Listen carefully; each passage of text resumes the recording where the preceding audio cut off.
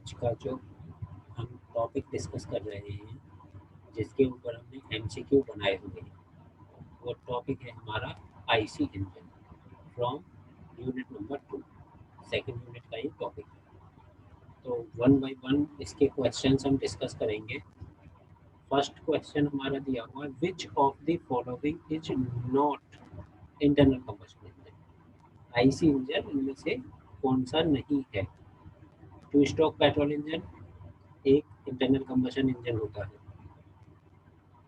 4 stroke petrol engine ये भी internal combustion engine होता है।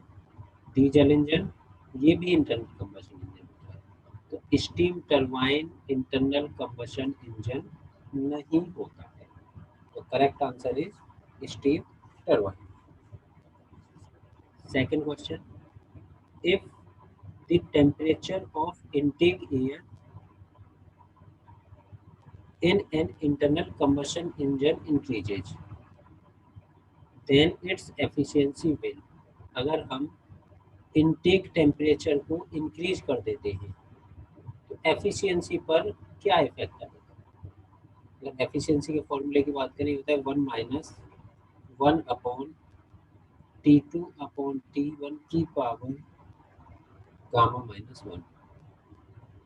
अगर T1 डिक्रीज होगा तो डिनोमिनेटर की ओवरऑल वैल्यू इंक्रीज हो जाएगी।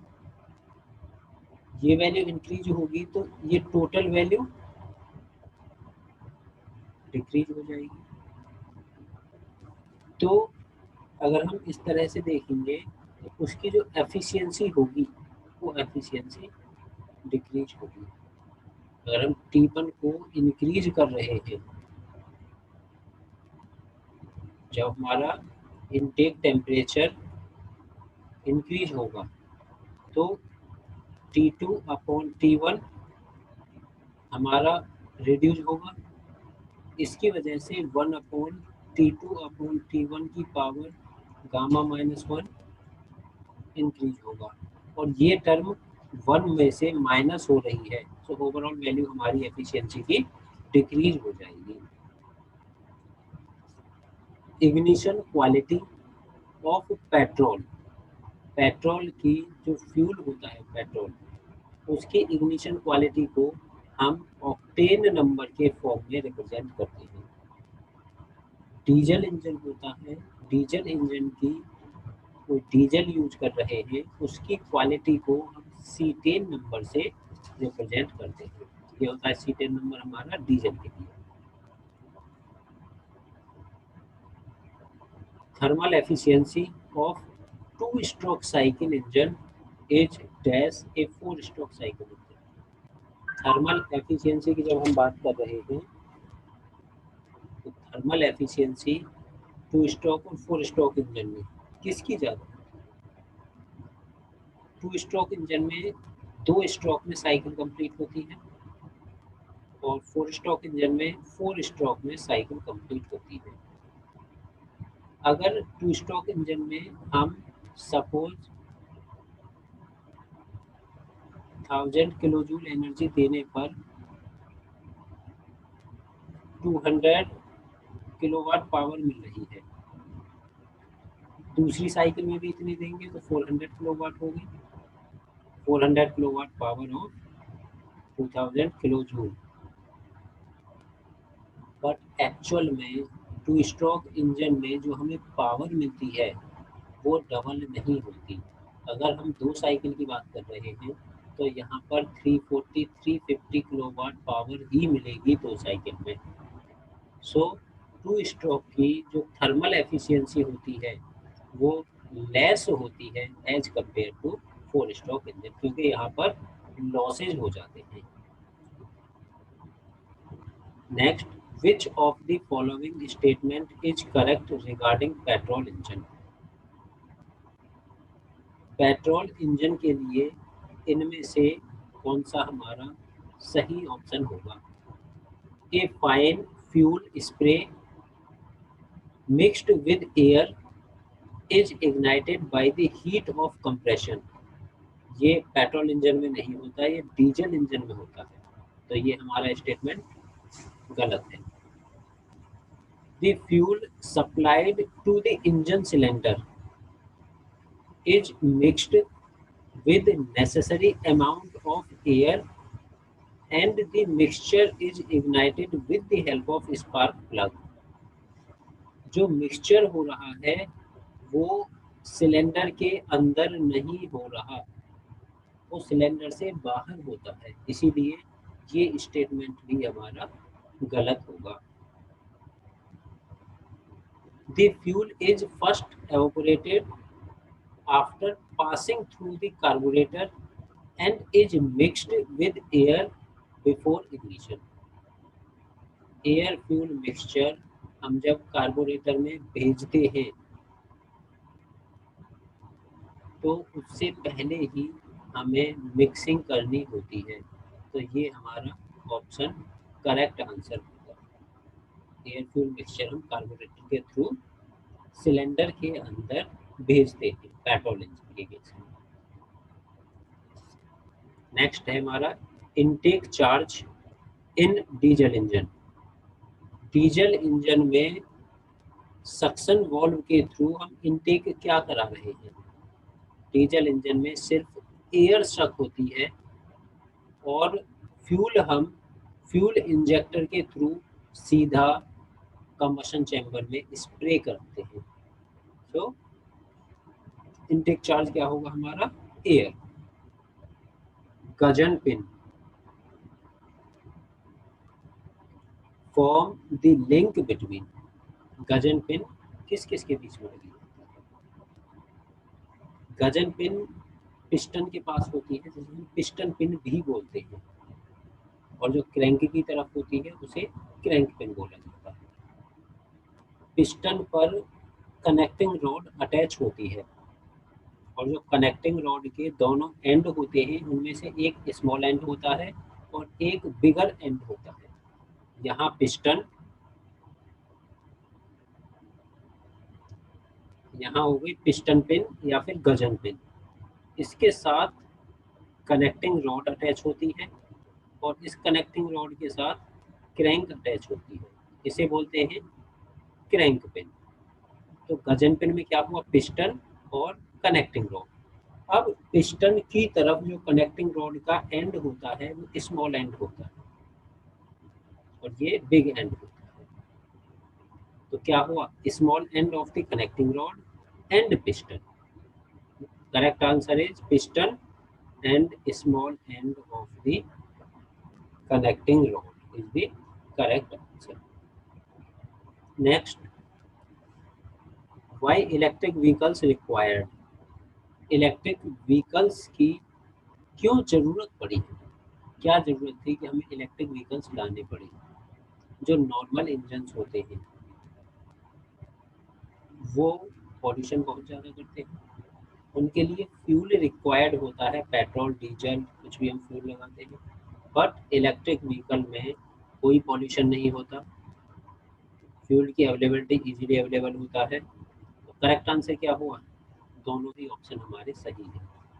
पॉल्यूशन की वजह से और अवेलेबिलिटी ऑफ फ्यूल की वजह से हम इलेक्ट्रिक व्हीकल्स की तरफ मूव कर रहे हैं। इलेक्ट्रिक व्हीकल्स के अगर मेन कंपोनेंट की बात करें तो कौन कौन से इनमें से मेन कंपोनेंट हैं? बैटरी सेट इलेक्ट्रिक व्हीकल में रिक्वायर्ड होता है, बिना बैटरी सेट के वो नहीं चल सकती। इलेक्ट्रिक मोटर हमारी ट्रैक्शन इफेक्ट देती है, मैकेनिकल पावर वहीं से मिलती है हमें, और व्हील्स हमारे इलेक्ट्रिक मोटर के थ्रू ही रोटेट होते हैं। पावर कन्वर्टर, पावर को कन्वर्ट करने के लिए डीसी पावर को एसी में, एसी पावर को डीसी में कन्वर्टर की भी हमें ज़रूरत होती है। सो इलेक्ट्रिक व्हीकल में ये सभी इक्विपमेंट नेसेसरी होते हैं, रिक्वायर्ड होते हैं, मेन कंपोनेंट होते हैं। Hybrid electric vehicle uses the source of energy. Hybrid hybrid electric vehicle क्या है? जब इलेक्ट्रिक व्हीकल के साथ साथ हम आईसी इंजन यूज करते हैं उसे बोला जाता है हाइब्रिड इलेक्ट्रिक व्हीकल। तो आईसी इंजन और इलेक्ट्रिक मोटर दोनों का जो कॉम्बिनेशन होगा, करेक्ट ऑप्शन क्या होगा हमारा? वो इन दोनों का जो कॉम्बिनेशन होगा उस कॉम्बिनेशन को बोला जाएगा hybrid electric vehicle. Which of the following is not hybrid electric vehicle? Hybrid electric vehicles different different type के होते हैं। Parallel arrangement, series arrangement, parallel series arrangement, plug in hybrid electric vehicles, ये सभी different different type के होते हैं। अगर यहाँ में पूछा है कि कौन सा इनमें से हाइब्रिड इलेक्ट्रिक व्हीकल नहीं है, तो यहाँ अगर हम देखते हैं आईसी इंजन क्या है, हाइब्रिड इलेक्ट्रिक व्हीकल नहीं है, इलेक्ट्रिक व्हीकल भी नहीं है, ये कन्वेंशनल व्हीकल है जिसमें हम गैसोलीन फ्यूल यूज करते हैं, पेट्रोल और diesel. SI engines are, SI engine की क्या प्रॉब्लम है, लाइट वेट होते हैं, हाई स्पीड में भी चलते हैं, होमोजीनियस चार्ज एयर फ्यूल का इसके अंदर जाता है, so correct option is all of the above. Next, compression ratio in diesel engine, जो डीजल इंजन होता है उसमें जो फ्यूल बर्न होता है, फ्यूल का जो कंबशन होता है ड्यू टू कंप्रेशन हो रहा है और उसी टाइम पर वहाँ पर फ्यूल इंजेक्ट किया जाता है, तो इसका जो कंप्रेशन रेशो होता है वो हाई कंप्रेशन रेशो होता है। तो अगर हम डीजल इंजन की बात कर रहे हैं तो उसका कंप्रेशन रेशो की जो रेंज होती है 40 to 20 कंप्रेशन रेशो उसका होता है। Main advantage of two stroke engine over four stroke engine, more uniform torque on crankshaft, more power output for the cylinder of same dimension, absence of valve, port होते हैं क्योंकि यहाँ पर, तो ये सभी ऑप्शन सही हैं टू स्ट्रोक इंजन के लिए। करेक्ट ऑप्शन हमारा क्या होगा, all of the above is the correct option. Volumetric efficiency of SI engine is compare to, SI engine जो होता है उसकी वॉल्यूमेट्रिक एफिशिएंसी सीआई इंजन से कम होती है, तो करेक्ट ऑप्शन क्या आएगा, lower than CI engine. Range of volumetric efficiency of diesel engine, या हम कह सकते हैं mechanical efficiency of SI engine, तो इसकी जो रेंज होती है वो 85 से लेकर 90% की रेंज में होती है। Carburettor is mainly employed, carburettor किस में यूज किया जाता है, कार्बोरेटर एसआई इंजन में यूज किया जाता है, mainly employed in SI engine.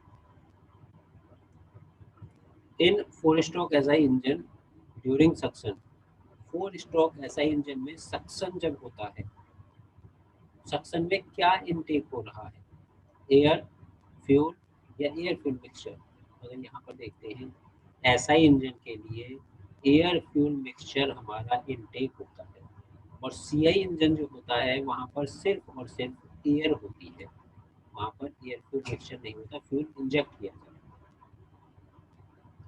Auto cycle consist of, Otto cycle को हम बोलते हैं पेट्रोल इंजन,